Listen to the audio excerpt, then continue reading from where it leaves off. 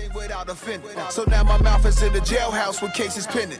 First Amendment, you replaced it, rigged it, dumbed it down. It's not an option. Some of it I understand. Took power from me. Cox Mobile sparks national launch. Confirms Verizon as an MVNO partner. Okay, so this is being reported, I think, as of last 24 to 48 hours.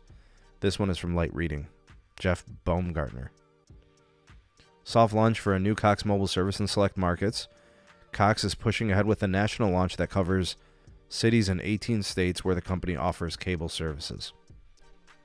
During a presser at CES, Cox also confirmed that what many industry watchers are speculating, Verizon is the MVNO partner. Fellow cable operators Comcast and Charter also have deals with Verizon. Altice working with T-Mobile, and Wide Open West teaming up with Reach Mobile. That's through T-Mobile as well. All right. So Cox now with its new mobile service to be kind of grouped up and bundled with the broadband subscriber. They're pushing Samsungs. They better be pushing the iPhone. They better. If you can't sell the iPhone, you got nothing. Okay, so it says here they've got a deal on the Samsung A13 for $200, $50 off the regular price. They've got the S22 for $449, $300 off the regular price of $799. So they're giving out deals on Galaxies. I'm telling you, they're going to have to get deals on iPhones or else people ain't buying. All right, so the national launch comes after the soft launch of a handful of markets. Hampton Roads, Virginia, Omaha, Nebraska, Las Vegas, Nevada. They are offering two plans, folks. Buy the gig, which is $15 per month per gig. And then they have an unlimited plan for $45 per month. Cox is not publicly traded. It is privately held. And it's had to kind of deal with T-Mobile because I think previously Cox had to deal with Sprint, and then Sprint, of course, gone. Now you're left with T-Mobile. So they were basically kind of wrapped up with that. They were kind of adhere to whatever that deal was. But now they're with Verizon.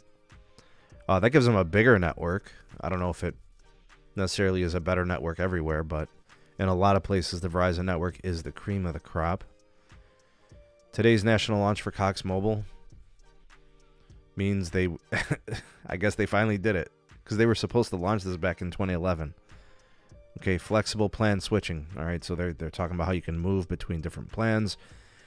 All right, now the interesting thing about Cox is they do own some CBRS licenses. So the speculation is that eventually they're going to want to probably build out their own network. And that network isn't going to be like what Verizon and T-Mobile and AT&T do, where they build macro tower sites. Put up radio gear on really tall towers and rooftops and stuff like that. They're more likely to put up, you know, those strand mount small cells on different parts of their infrastructure. Basically what Charter and Spectrum are going to do. Cox does have a lot of hotspots across the country. I think they said they have like 4 million hotspots.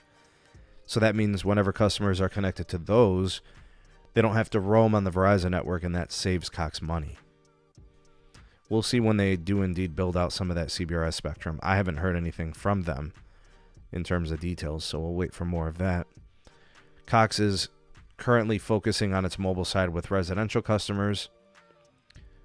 He says they do think or consider moving to the business customer as well. He said they're evaluating it when the right time would be for B2B or business to business with Cox Mobile.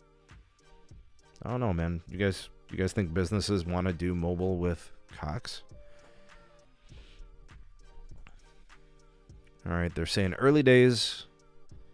The company has no doubts and hopes that it can drive the level of mobile line growth that other U.S. cable operators are seeing.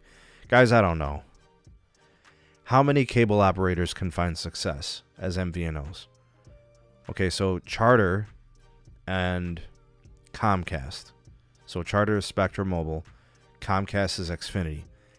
They add like 200 to 300,000 subscribers every quarter. Like, how long is that going to last? You throw in Cox now into this whole thing. Do they think they're going to add 200,000-300,000 customers a quarter? I mean, think about what, you know, Charter and Spectrum are doing. They're basically selling it at a loss. They're basically selling it at cost. They don't really make much money on mobile lines. Is that what Cox is signing up for? You know? Is that really the move?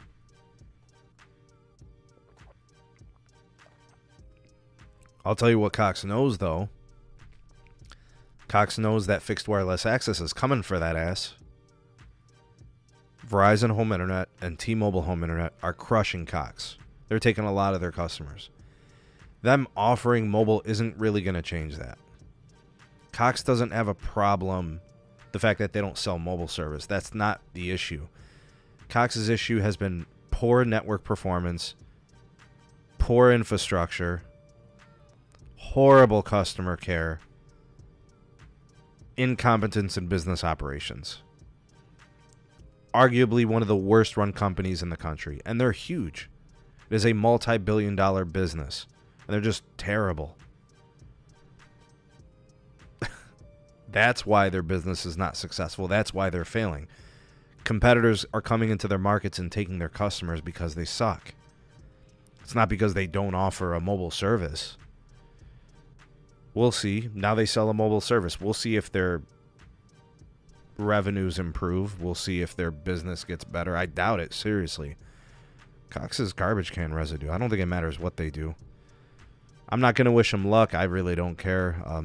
The company sucks, but we'll see if they can shake things up in the industry. I don't know how they're going to do anything better than Charter or Spectrum. They all want to sell wireless now. All right, so that launch is upon us. And that's happening.